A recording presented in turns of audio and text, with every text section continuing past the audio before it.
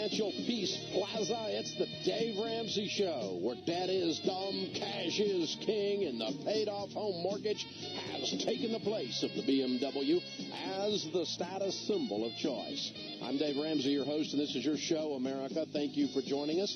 The phone number is 888-825-5225, or you can go online at daveramsey.com. Click on Dave's email. Keep those brief and to the point, and we'll do our best to answer them as part of the show.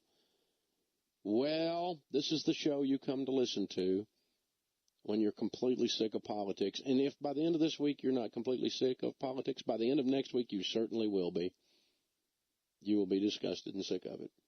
I mean, I like being involved in the nation's issues, and I like watching some of these speeches, and some of these guys have done a good job. Some of them make you want to poke your eye out. Oh, painful to watch. And it'll be the same thing next week.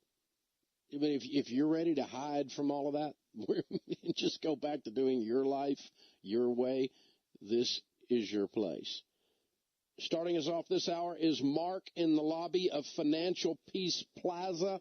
This is a real guy. He's not a politician. Hey, Mark, what's up? Hey, Dave, how are you? Man, I'm better than I deserve. Where are you from, sir?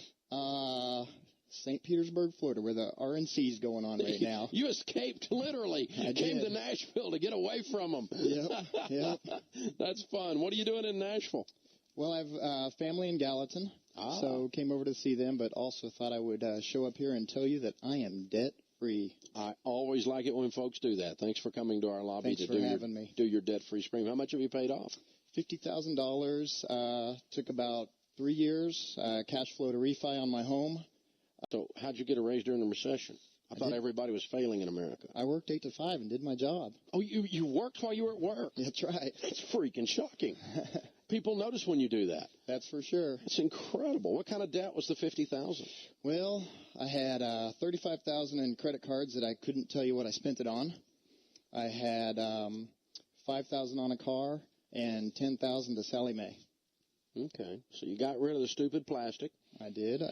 Paid off the vehicle. It gets better gas mileage without driving a payment book. It sure does. And give old Sally Mae her eviction notice. Out of the house, old lady. That's right. I love it. I love it. So you're single, I take it? Yep.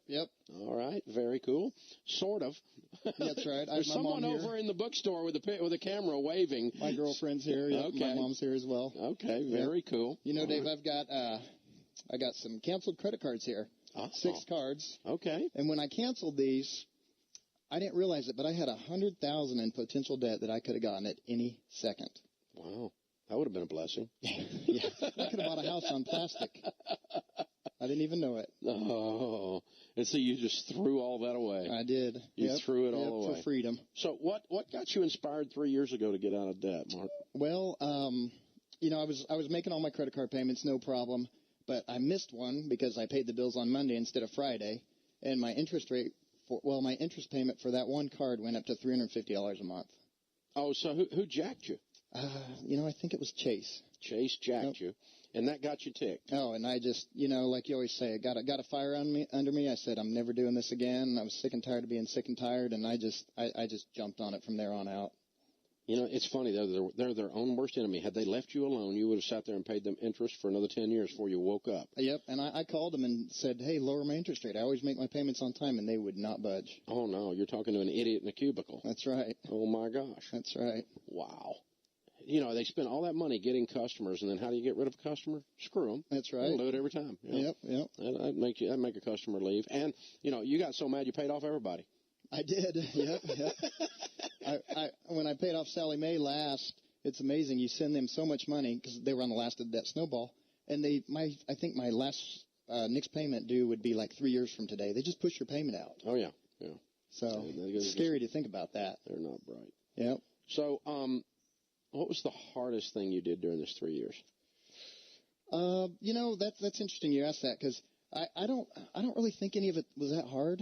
Everybody talks about how you got to buckle down, and it was a lifestyle change like you always talk about, and it was difficult, but once you get into that pattern of just making paying everybody off and living your life at a lower income level, it's easy.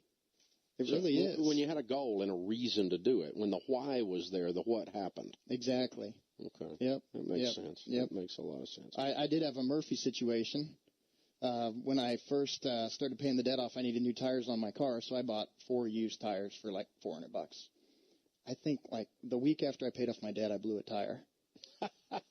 So I had to go spend $1,000 on tires, but you know what? I bought brand new tires. And I didn't care. Yeah, and you just wrote I cashed a check. it. Yep, yeah, exactly. And don't even think anything about it. Exactly. Now, a lot of the people that do their debt-free scream are married, of course, and they talk about, all the different aspects of marriage. From a single person's perspective, what would you tell other singles out there that is very, very important to make this work? 'Cause how do you stay accountable when there's nobody to gripe at you?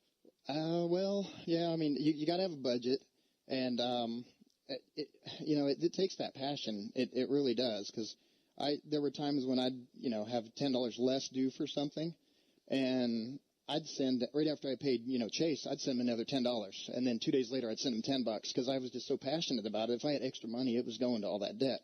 One trick there is to it though is dating does kind of come into the situation. Because being a single guy, you want to date, but that costs money. So you got to be creative. You can, cook at home, go to picnics. There's a lot of free shows that go on around town all the time. So there's plenty of ways to do it without dropping $150 on an evening out on credit. I see a Frisbee in your tool bag. Yeah. Exactly. In a blanket. You got it. I like it. Yep. Well, congratulations, dude. You did Thank you. very good job. All right, Mark from Tampa, Florida, $50,000 paid off in 3 years a year. Count it down. Let's hear a great debt-free scream. All right. 3, 2, 1. I'm debt-free! And all the folks in the lobby go crazy. I love it. That's so fun. So the reason we put these calls on, if you've just joined us for the first time ever in your life, or you've just listened a few times, the thing you need to hear out of this is you can do this. I got paid off $50,000 in debt.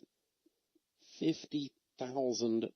Think if somebody wrote you a check for $50,000, how that would feel.